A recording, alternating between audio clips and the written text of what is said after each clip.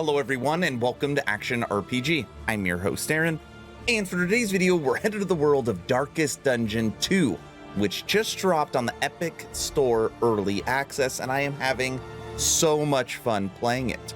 And for today's video, I'm going to give you the top 5 things to avoid as a new player.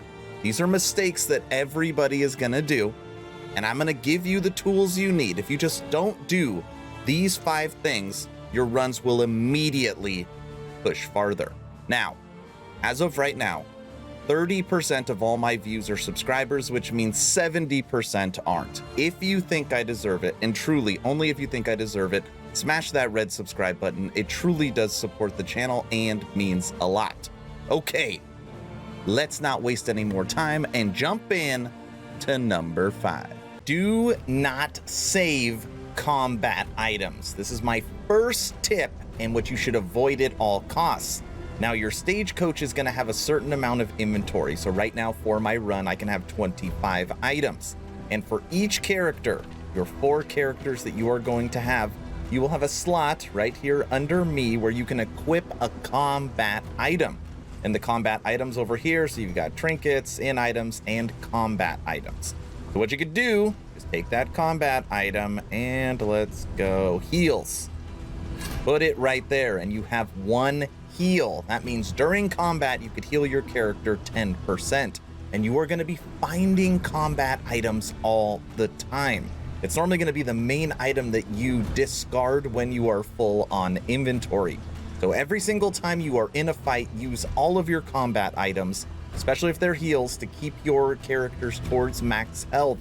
And do not save them because you're going to be inundated with them. Things to avoid number 4. Don't rush.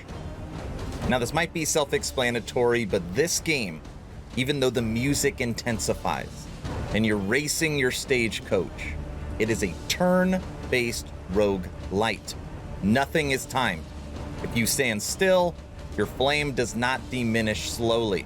If you take all the time in the world in combat, it doesn't matter. It doesn't give the enemies an advantage. Take your time. Truly understand why you are using what attacks, what works on each enemy. And just a little side tip, you highlight over a character and hit Alt, it'll show you all of their resistances.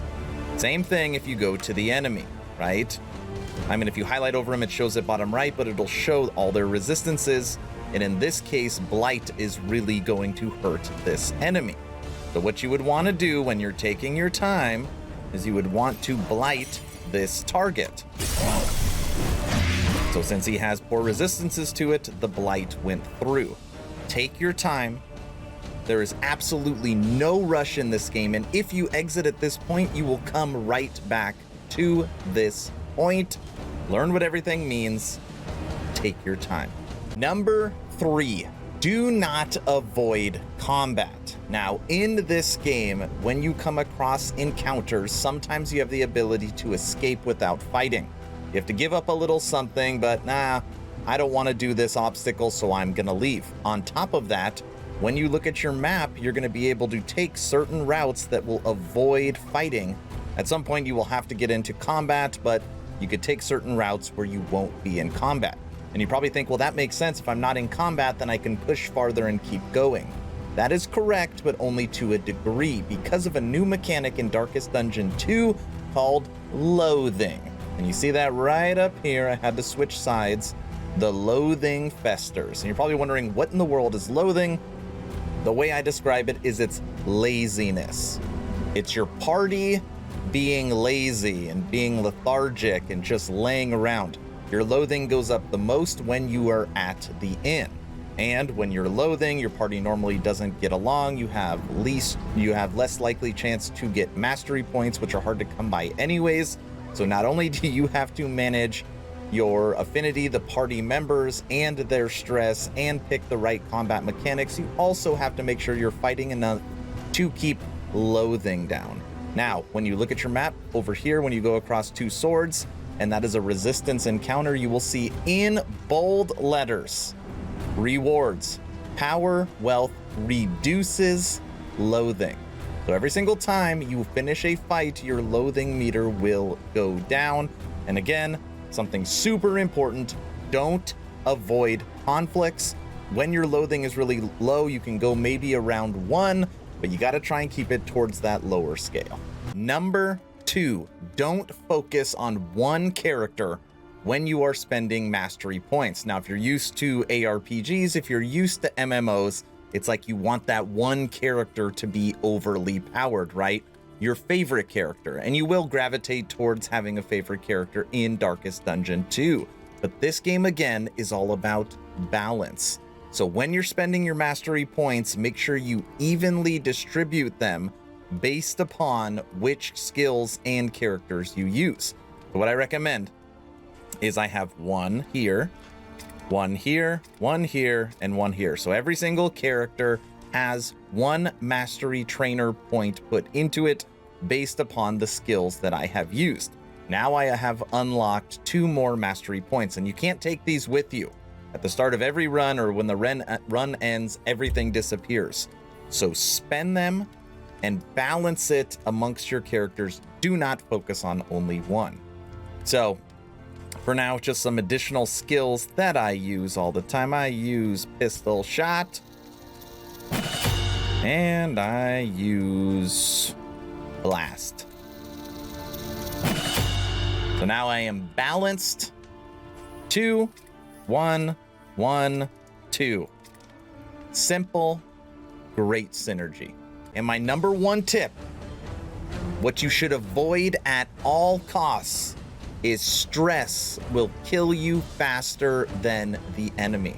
You have to take care of the affinity of your characters, how well they get along, and manage their stress. This game isn't just about fighting the enemies over here. It's also about managing the relationships of your party. And it is unequivocally my number 1 tip and / thing to avoid. Now, there's lots of things that cause stress. 1, enemies fighting you and hurting you causes stress. Your relationships, the people not getting along, causing you stress. On the road, just traveling causes stress, but there's lots of ways to manage this. And if you don't manage your stress, your characters will start to have meltdowns. And if they have meltdowns, literally they're gonna die because it brings their health down to almost nothing, okay?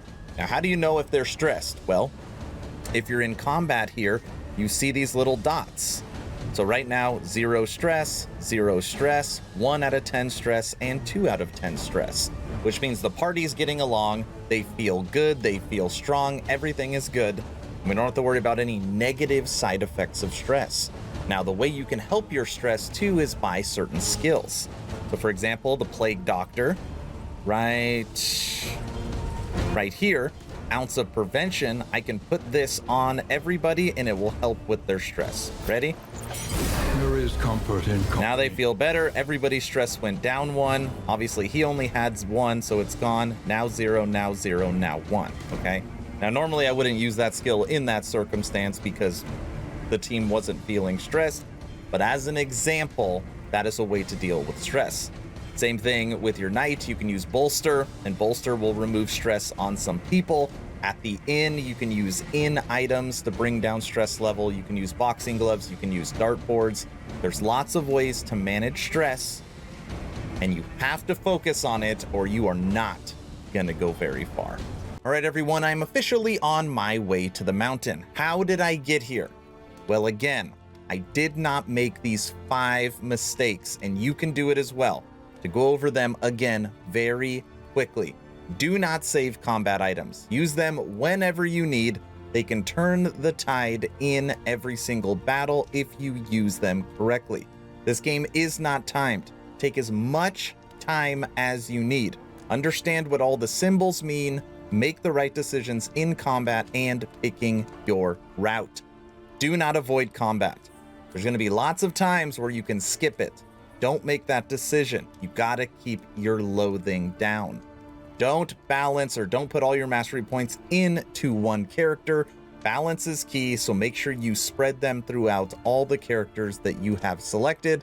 And lastly, don't ignore stress.